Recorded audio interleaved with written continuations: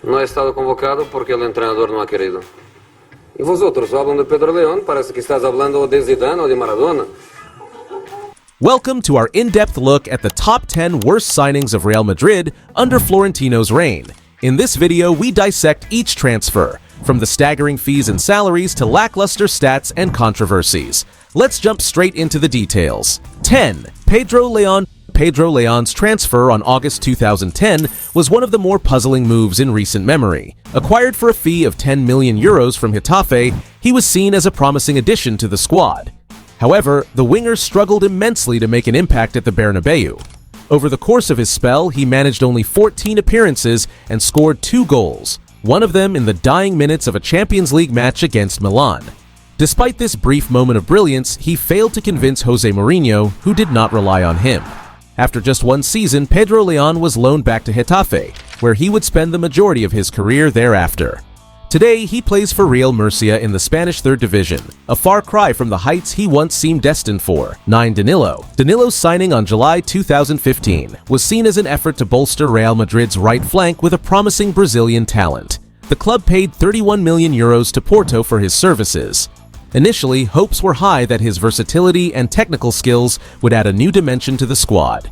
Despite being a starter under Zidane, Danilo never managed to reach his full potential. His defensive and offensive contributions fell short of expectations. No one understood how he could be ahead of Carvajal. By 2017, it was clear that the experiment had failed. At least financially, it wasn't such a bad deal. He was sold to Manchester City for 30 million euros. He currently plays for Flamengo in the Brazilian league after spending several years at Juventus. 8. Hamit Altintop. Hamit Altintop's story at Real Madrid began in July 2011, when he was signed as a free agent after his contract with Bayern Munich ended. Brought in as a right central midfielder with hopes of providing stability to the squad, Altintop made only 12 appearances and scored 1 goal during his brief spell at Madrid. His versatility was demonstrated when Jose Mourinho surprisingly used him as a right-back in a Clásico against Barcelona, a move that caught the fans off guard. Although he didn't have a bad performance in that match, Altintop was never consistent and struggled to secure a regular spot in the starting lineup. Honestly, I don't think anyone understood his signing or what Florentino was trying to bring to the team with him. Unable to make a lasting impact, he was sold to Galatasaray for 3.5 million euros. After a few years at the Turkish club and a brief stint in the German 2nd Division, he retired from professional football in 2018. 7. Nuri Sahin. The Turkish midfielder joined Real Madrid in 2011 for a fee of 10 million euros from Borussia Dortmund. His signing initially stirred optimism among supporters, who believed his creativity could offer a spark in midfield.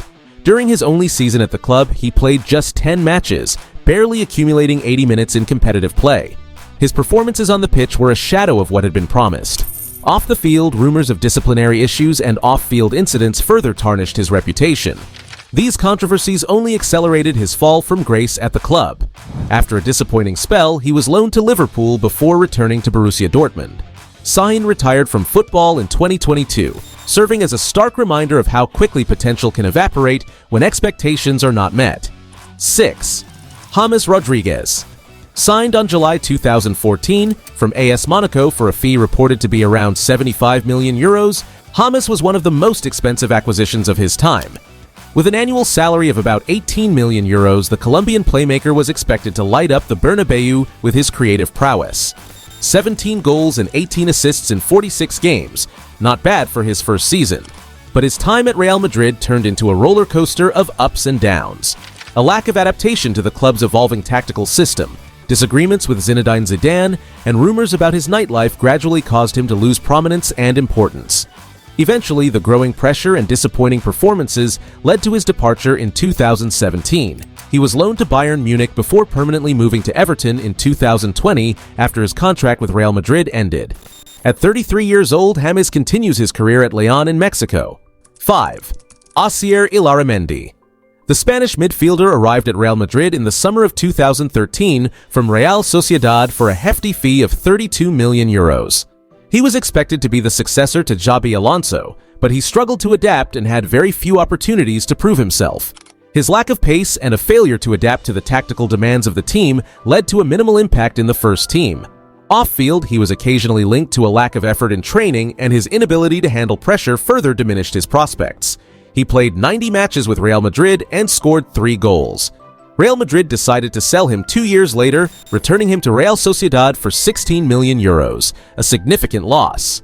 His brief and unremarkable stint at Madrid remains one of the club's most disappointing transfer decisions. 4. Jesús Vallejo. Amigos, hoy damos la bienvenida a Jesús Vallejo. Jesús Vallejo llega al Real Madrid muy joven. The Spanish center-back arrived at Real Madrid at the beginning of the 2017 to 2018 season, coming from Zaragoza for 5 million euros. 8 seasons have passed since his signing, and he has been loaned out in 5 of them. Despite being well-liked by everyone and always maintaining a professional attitude during training, his technical level was very poor, and he was never relied upon by any coach. The best memory that Madrid fans have of Vallejo is that photo at the end of the match against Manchester City, where it seemed that Vallejo had tamed City. He came on in the 115th minute and cleared every ball within his reach. Undoubtedly the most important night of his tenure as a Real Madrid player. Unfortunately, the rest of his appearances in other matches were marked by disappointing performances, turnovers, and mistakes that cost goals. Not much was ever expected of him. Vallejo is still with the team, and although Real Madrid has suffered several injuries in defense, he has barely played 11 minutes so far this season. Ancelotti has made it clear that the center-back doesn't count at all in the team. 3rd, Mariano Diaz. Coming from Lyon for 22 million euros, he arrived at Real Madrid in a season that was supposed to be disastrous, following the departures of Cristiano Ronaldo and Zinedine Zidane. Surprisingly, Real Madrid gave him the legendary number 7 jersey that Cristiano wore just 2 months earlier. Did anyone expect this kid to be at least half as good as Ronaldo? Unfortunately, he didn't even reach 5%. Despite a somewhat promising start, his level declined even further over time. His great goal against Roma on his Champions debut excited many, but it didn't lead to more. Just 12 goals in 5 seasons.